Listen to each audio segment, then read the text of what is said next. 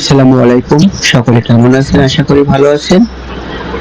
গত ক্লাসে আমরা basic refrigeration and air conditioner technology সম্পর্কে আমরা কথা বলেছি। আমরা আজকে কথা বলবো, শুরুতে আমরা জানবো রেফ্রিজারেশন অ্যান্ড এয়ার কন্ডিশনার টেকনোলজির ইতিহাস সম্পর্কে। আধুনিক যুগে তো আমরা এখন সহজেই সবকিছু ব্যবহার করতে পারতেছি, কিন্তু এক সময় কিন্তু এই ফ্রিজ ব্যবহার করা মানে ছিল অনেক কষ্টের একটা। এখন আমরা অতি সহজে সবকিছু ব্যবহার করতে পারতেছি। যেরকম আমরা এখন খুব সহজে মোবাইল ফোন ব্যবহার করতেছি, আগে কিন্তু এইভাবে মোবাইল ফোন ব্যবহার করা যেত না। কোথাও যোগাযোগ করতে গেলে অনেক কষ্ট করে যেতে হতো। আধুনিক রেফ্রিজারেশন প্রযুক্তির পথ চলা দীর্ঘদিনের প্রচেষ্টার ফল। 1820 সালের দিকে তখন কৃত্রিম পদ্ধতিতে এই বরফ তৈরি পদ্ধতি আবিষ্কৃত হয়। কিন্তু তার আগে তাহলে কিভাবে মাছ মাংস সংরক্ষণ করা হতো, এটা তো আপনাদের মাঝে প্রশ্ন আসতে পারে। 1820 সালের দিকে এইভাবে সংরক্ষণ করা হতো। কোথাও থেকে প্রাকৃতিক বরফ সংগ্রহ করা হতো। বরফগুলো সংগ্রহ করে সেগুলো মাটির মধ্যে রেখে দেওয়া হতো। তারপরে সেখানে মাছ মাংস বিভিন্ন খাদ্যদ্রব্য দীর্ঘদিন সংরক্ষণ করা হতো। তাহলে এখন আপনারা একবার ভেবে দেখেন, এখন বর্তমানে আমরা কত সহজে এগুলো ব্যবহার করতে পারতেছি। 1910 সালের দিকে প্রথম আবাসিক রেফ্রিজারেশন যন্ত্র বা ফ্রিজ তৈরি হয়। তখন কিন্তু ফ্রিজ আমাদের মতো ছিল না, তখন ফ্রিজ ছিল খুবই ব্যয়বহুল। তারপরে আবার 1927 সালের দিকে যখন লোকজন দেখলো এই ফ্রিজে মাছ মাংস কৃত্রিম ভাবে বরফ তৈরি করে সবকিছু সংরক্ষণ করা যাচ্ছে, তখন মানুষের মাথায় একটা কাজ করলো, তাহলে আমরা তো আমাদের রুমকেও ঠান্ডা করতে পারি। সেই কথার উপরে ভিত্তি করে তখন বিজ্ঞানীরা 1927 সাল থেকে বাণিজ্যিক ভাবে এসি তৈরির যাত্রা শুরু করে। এখন আমরা জানবো রেফ্রিজারেশন সাইকেল এবং প্রধান উপাদান। ফ্রিজ বা এসি শীতলীকরণের প্রধান মূলত 4টি উপাদানের উপর নির্ভর করে। Compressor, condenser, evaporator, expansion valve. এখানে ক্যাপিলারি টিউব এটাও কাজ করে। একটা ফ্রিজকে ঠান্ডা করার জন্য ক্যাপিলারি টিউব এটারও অনেক গুরুত্ব রয়েছে। আমরা আগে কম্প্রেসার সম্পর্কে জানবো। কম্প্রেসারের আসলে কাজ, কম্প্রেসারের কাজ হলো নিম্ন চাপীয় হিমায়ককে উচ্চ চাপীয় হিমায়কে পরিবর্তন করা। শুধু ফ্রিজের গ্যাস না, কম্প্রেসারের কাজ হলো মূলত বায়বীয় পদার্থকে নিম্ন চাপ থেকে উচ্চ চাপে পাঠানো, সহজ ভাষায় আমরা বলতে গেলে। তাহলে আপনারা বলতে পারেন, তাহলে ফ্রিজের গ্যাসগুলো এগুলো যদি নিম্ন চাপ থেকে উচ্চ চাপে পাঠানো হয়, সেক্ষেত্রে কেন ঠান্ডা হয়? আপনাদের মধ্যে এই প্রশ্ন আসতে পারে। এটা ঠান্ডা হওয়ার একটাই কারণ, যখন কম্প্রেসার সাপোজ আর 134 আর 600 যে কোনো একটি গ্যাস তো ব্যবহার করা হবে ফ্রিজে, তাছাড়া তো আর ফ্রিজ চলবে না। আমি ধরে নিলাম আমাদের ফ্রিজে আর 600 গ্যাস রয়েছে, আমাদের কম্প্রেসারে। তখন কম্প্রেসার আর 600 গ্যাসকে কম্প্রেস করে যখন কন্ডেন্সারে পাঠিয়ে দিল, তখন কন্ডেন্সার উচ্চ চাপের ফলে অতিরিক্ত গরম হয়ে গেল। তখন ওই গরম গ্যাস ফিল্টারের মধ্যে গেল। ফিল্টারের মধ্যে যাওয়ার পরে ফিল্টার হলো। ফিল্টার হওয়ার পরে ওই গ্যাস ক্যাপিলারি টিউবের মধ্যে ঢুকে গেল। যখন ক্যাপিলারি টিউবে ঢোকার পরে উচ্চ চাপের সৃষ্টি হলো, তখন ওই গ্যাস ওখান থেকে সরাসরি ইভাপোরেটরে চলে গেল এবং তাপগুলো শোষণ করে ফ্রিজকে ঠান্ডা করলো এবং গ্যাস আবারও কন্ডেন্সারে ফিরে গেল। এটাই মূলত ফ্রিজের সার্কেল। কন্ডেন্সারের কাজ কি আপনারা হয়তো অলরেডি বুঝে গেছেন। কন্ডেন্সারের কাজ কি? কন্ডেন্সারের কাজ হলো গরম গ্যাস থেকে তাপ বের করে তরলে পরিণত করা। আপনারা হয়তো আপনাদের ফ্রিজের পেছনে হাত দিলে দেখতে পারবেন সেখানে অতিরিক্ত পরিমাণে গরম। আপনাদের মনে প্রশ্ন আসতে পারে এই গরম কেন হয়েছে? এই গরমটা হওয়ার কারণ হলো কম্প্রেসার যখন একটা গ্যাসকে খুব চাপ প্রয়োগ করে ওইটা কন্ডেন্সারে পাঠিয়ে দিয়েছে, ওই গ্যাসটা তখন কন্ডেন্সারে যাওয়ার পরে অতিরিক্ত গরম হয়ে গেছে। ওই গরম গ্যাস আবার ফিল্টারে ঢুকে গেছে। ক্যাপিলারি টিউবের কাজ তো আপনারা জেনে গেলেন। তরল গ্যাসের চাপ কমিয়ে ইভাপোরেটরে পাঠিয়ে দেয়। কারণ গ্যাসকে যখন অতিরিক্ত চাপ প্রয়োগ করা হয় তখন তা তরলে পরিণত হয়ে যায়। তখন ওই গ্যাসকে আবারও ইভাপোরেটরে পাঠিয়ে ঠান্ডা করে। আপনারা হয়তো আপনাদেরকে আমি সহজ একটা উদাহরণ দিতে পারি। আপনাদের বাসায় গ্যাস লাইটার থাকতে পারে। আপনারা হয়তো দেখবেন যখন গ্যাস লাইটার আপনারা প্রেস করে ধরবেন, ওর মাথায় হাত দিলে আপনাদের হাতে অনেক ঠান্ডা লাগবে। এখানেও কিন্তু একটা চাপ প্রয়োগ হয়, কিন্তু এটি সূক্ষ্ম চাপ, কম্প্রেসারের মতো এত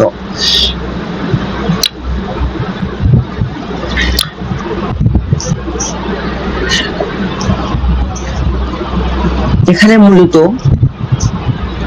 এই একটা রেফ্রিজারেটরের সার্কেল তৈরি।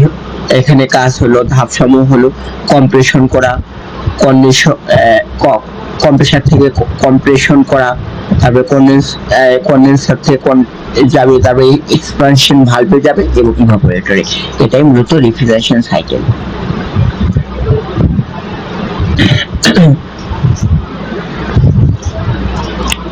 আমরা এখন কম্প্রেসারের পরিচিতি সম্পর্কে জানব।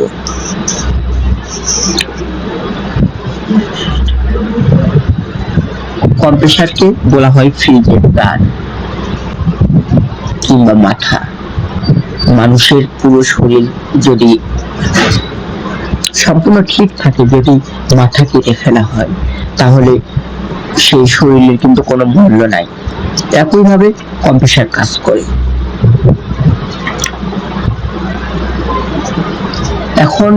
এখন আপনাদের কাছে আমার একটা প্রশ্ন থাকবে, অথবা আপনারা আমাকে প্রশ্নটা করতে পারেন।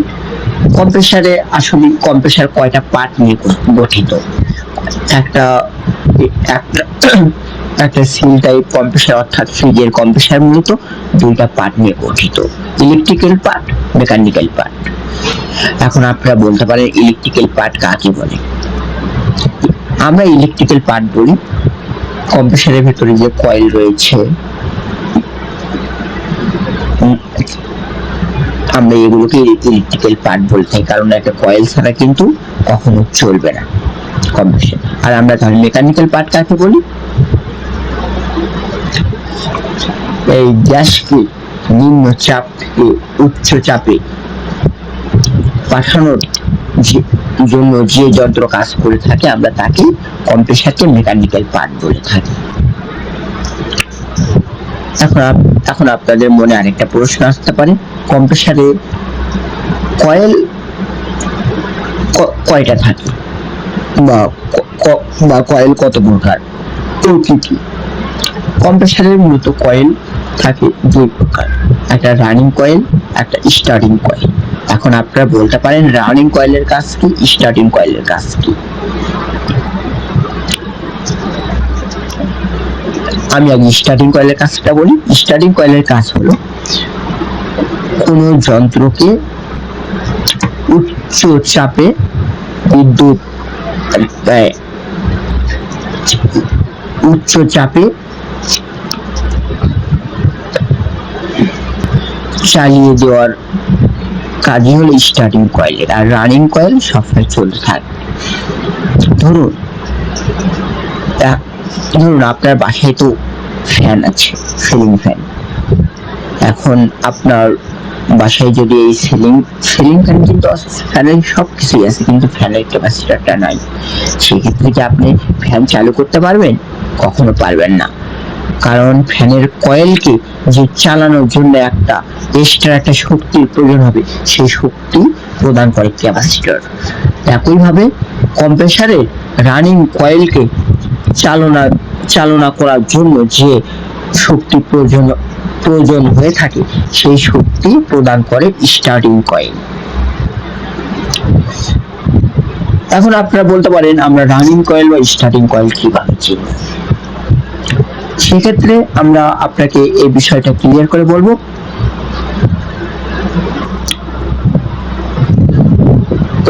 একটু অপেক্ষা করবেন।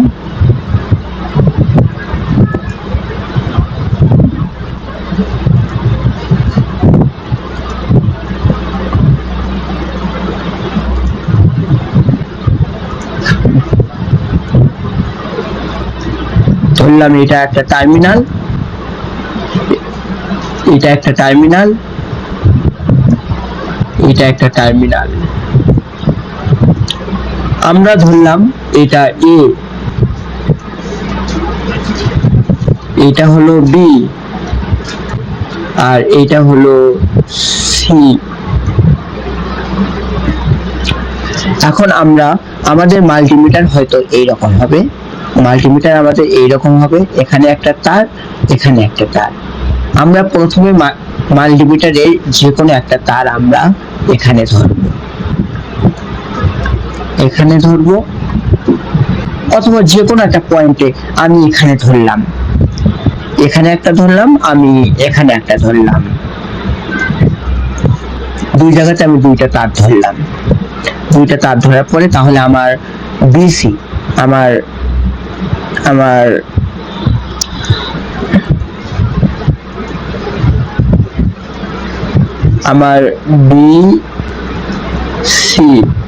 আমার বিসি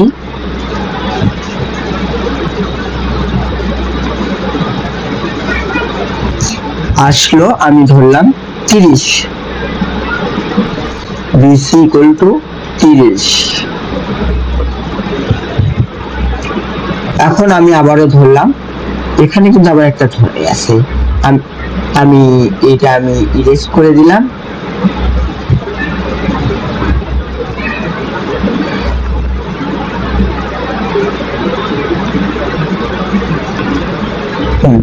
আমি এটা ইরেজ করে দিলাম।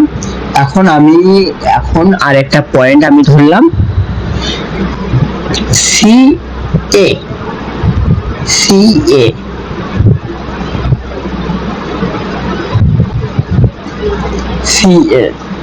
সেক্ষেত্রে আমার সি এ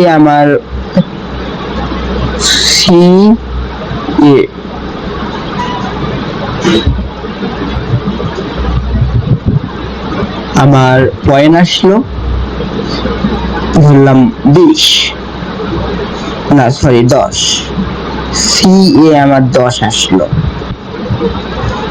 এখন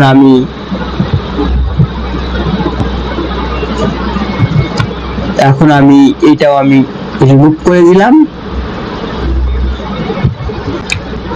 এটাও আমি রিমুভ করলাম। এখন আমি আরেকটা পয়েন্ট ধরলাম, এ বি। আমাদের এ বি, আমাদের এই পয়েন্টটা আসলো 20। এখন এখানে আমাদের কমন কোনটা রয়ে গেল? আমাদের কিন্তু কমন রয়ে গেল এ। সুতরাং আমাদের এখানে কমন হচ্ছে এইটা, কমন, এটা আমাদের কমন। আর আমাদের বি এবং সি থেকে গেল, যেহেতু আমাদের এখানে বির মান হয়েছে 20 আর সির মান হয়েছে 10, তাহলে আমাদের এটা হবে হলো রানিং, আমাদের এটা হবে স্টার্টিং, আমাদের এটা হবে স্টার্টিং আর এটা হলো আমাদের রানিং।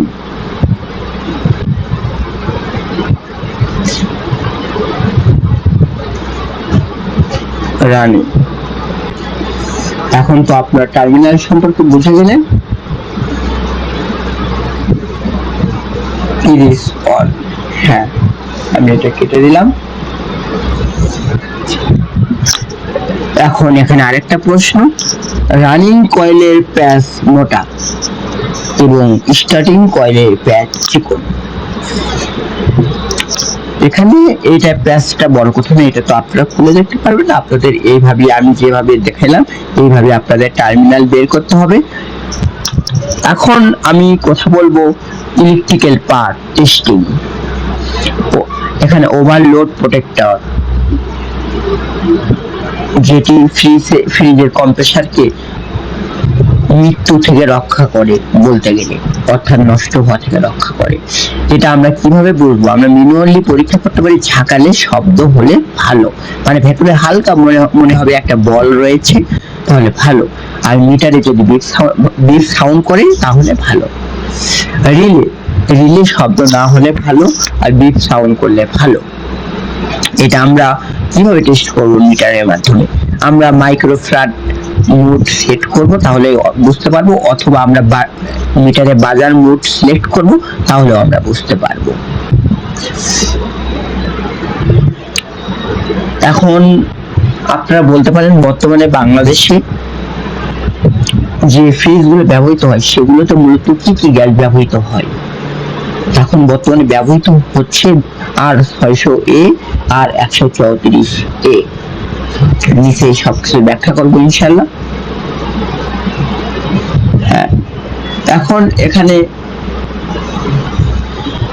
আমরা ক্ষমতা সম্পর্কে জানবো। R600A এটা হলো দ্রুত ও দক্ষ, আর 134 এটা মোটামুটি ভালো। সতর্কতা, এটা অত্যন্ত দাহ্য, মানে এটা যদি কোনো কারণে লিক হয় আর সেখানে যদি লাইটার বা যে কোনো স্পার্ক বা আগুন জ্বালানো হয় তাহলে অনেক বিপদ হতে পারে। আর এটা অদাহ্য, মানে এটা কিছুই হবে না। এখানে আরেকটা পয়েন্ট রয়েছে, R600A এখানে বিদ্যুৎ বিল কম আসে আর 134 বিদ্যুৎ বিল বেশি আসে। রক্ষণাবেক্ষণ ও প্র্যাকটিক্যাল পরীক্ষা, এটা আমরা আজকে এটা সম্পর্কে কথা বলবো। তারপর আমি একটু আপনাদেরকে জানিয়ে রাখি, সিস্টেমকে অন্তত 15 থেকে 20 মিনিট ভ্যাকুয়াম করতে হবে, পরিমাণ মতো গ্যাস চার্জ করতে হবে, অ্যাম্পিয়ার চেক করতে হবে ক্লাম্প অন মিটারের মাধ্যমে।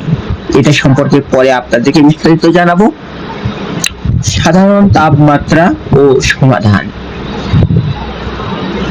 যদি আপনাদের ফ্রিজে ঠান্ডা না হয় তাহলে কি করবেন? আপনারা গ্যাস লিক চেক করতে পারেন, অর্থাৎ লিক টেস্ট করতে পারেন। এটা লিক টেস্ট করতে হবে, বরফ জমে না, থার্মোস্ট্যাট নষ্ট হলে তাহলে থার্মোস্ট্যাট পরিবর্তন করতে হবে। আমরা আরেকটা ফাইল আমরা ওপেন করব।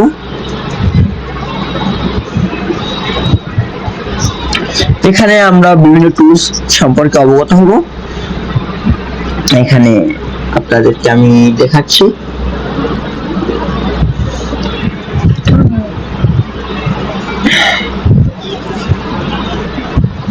এটাকে আমরা গেজ মিটার বলে থাকি, ওয়াল গেজ বলি আমরা এটাকে।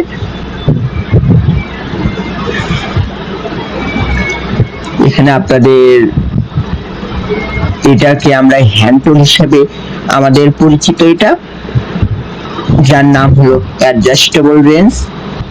এটা হলো ফ্লারিং টুলস, এটা ফ্লারিং টুলস। এই দুইটা একসাথে কাজ করতে হবে।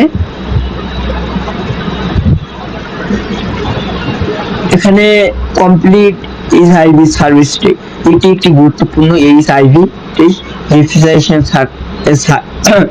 Service kit. এখানে রয়েছে ভ্যাকুয়াম পাম্প।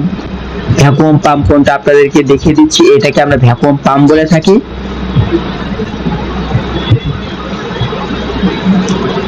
এখানে মাল্টি গেজ সেট রয়েছে, এই যে এটাকে আমরা মাল্টি গেজ সেট বলে থাকি। এখানে টিউব কাটার রয়েছে, টিউব কাটার এইটা হলো টিউব কাটার, এটা মিনি টিউব কাটার, এটা দুইটা একই কাজ, একটা ছোট একটা বড়। এখানে এটা তো আপনাদেরকে দেখিয়ে দিলাম। আর নিচে আমরা আরো টুলস সম্পর্কে জানবো, এইগুলো একই টুলস। আমরা এই নীল কালার আমরা এটাকে বলে থাকি লো প্রেসার গেজ মিটার, আর লাল কালারটাকে আমরা হাই প্রেসার গেজ মিটার বলে থাকি। এটার মাধ্যমে আমরা টিউবকে ফ্লাডিং করে থাকি। এগুলো আপনারা আস্তে ধীরে জানতে পারবেন পরের পর্বগুলোতে। এটাকে আমরা বলে থাকি ফ্ল্যাট স্ক্রু ড্রাইভার, এটা অ্যাডজাস্টেবল রেঞ্জ, এটাও এক প্রকার টিউব কাটার। এটার মাধ্যমে আমরা টিউবকে ব্লেন্ড করে থাকি। অনেক সময় আপনারা দেখবেন টিউব, অনেক সময় আপনারা দেখে থাকবেন টিউব এইরকম থাকে, অনেক সময় আপনারা দেখে থাকবেন টিউব এইরকম বাঁকা করতে হয়, সেক্ষেত্রে এটা ব্যবহৃত হয়। এটা মেজারিং টেপ, এটা সম্পর্কে তো আপনারা জানেনই। এখানেও সেম, এটাকে বলা হয় ক্লাম্প মিটার। এটার মাধ্যমে আমরা বিভিন্ন অ্যাম্পিয়ার, কারেন্ট, ভোল্টেজ এগুলো পরিমাপ করে থাকি। এটাকে আমরা ভ্যাকুয়াম মেশিন বলে থাকি। এখানে আপনারা দেখতে পাচ্ছেন এখানে একটা ডায়াগ্রাম দেওয়া হয়েছে। আসলে একটা কম্প্রেসারের ভেতরে তো আমরা কখনো দেখতে পাই না এটা কিভাবে কাজ করে। আপনারা এই লাইনটা যে দেখতেছেন এটা মূলত সাকশন লাইন। এই লাইনের কাজ হলো কম্প্রেসারের বডির ভেতরে যে গ্যাসগুলো আবারও ফেরত আসবে, সেই গ্যাসগুলোকে ভেতরে টেনে নেওয়ার পরে এখানে একটা প্রেসার ক্রিয়েট হবে। প্রেসারটা ক্রিয়েট হওয়ার পর আবারও এই দিক দিয়ে কন্ডেন্সারে ফিরে দেবে। এই সাইকেলটা চলতে থাকবে। এটি একটি অ্যাডভান্স এয়ার কন্ডিশনারের মেকানিজম বা ভেতরের দৃশ্য। এখানে দেখানো হয়েছে কিভাবে পিস্টন ওঠানামা করার মাধ্যমে সাকশন ভালভ দিয়ে গ্যাস ভেতরে প্রবেশ করে এবং সংকুচিত হয়ে ডিসচার্জ ভালভ দিয়ে উচ্চ চাপে বেরিয়ে যায়। এই প্রক্রিয়াটি ফ্রিজ বা এসির শীতলীকরণে মূল চালিকা শক্তি হিসেবে কাজ করে। এখানে আমি আপনাদেরকে চিত্রের মাধ্যমে কিছুক্ষণ আগে যেটা দেখাইছি, এটা হলো সেই টার্মিনাল। এখানে আমরা এই ওভারলোড এখানে লাগাইতে হবে, আর রিলেটাও এটা নিচেই লাগাইতে হবে। আপনাদেরকে আস্তে ধীরে সবকিছু শিখাবো। আর এটা তো আপনাদেরকে পরিমাপ করা দেখালাম। এই চিত্রে একটি কম্প্রেসারের ইলেকট্রিক্যাল কানেকশন বৈদ্যুতিক সংযোগ ব্যবস্থা দেখানো হয়েছে। এখানে কম্প্রেসার টার্মিনালে রানিং, স্টারিং এবং কমন ওভারলোড প্রোটেক্টর, যা অতিরিক্ত কারেন্ট বা তাপে সংযোগ বিচ্ছিন্ন করে কম্প্রেসারকে পুড়ে যাওয়ার হাত থেকে রক্ষা করে, এবং স্টার্ট রিলে, যা কম্প্রেসার চালু হতে প্রাথমিক শক্তি প্রদান করে। আলাদাভাবে উপস্থাপন।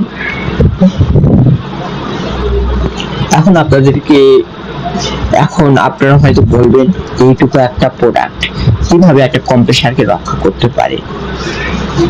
ধরুন এই কম্প্রেসারের ধারণ ক্ষমতা 220 ভোল্ট, সেক্ষেত্রে এই ওভারলোড প্রোটেক্টর করবে কি, যখন এখানে 250 বা 260 ভোল্ট হয়তো কখনো আসে না, কিন্তু আসতে তো পারে। যদি কখনো এইরকম চলে আসে তখন এ নিজে পুড়ে যাবে এবং একে বলবে ভাই তুই বেঁচে যা, তবু আমি মারা যাই।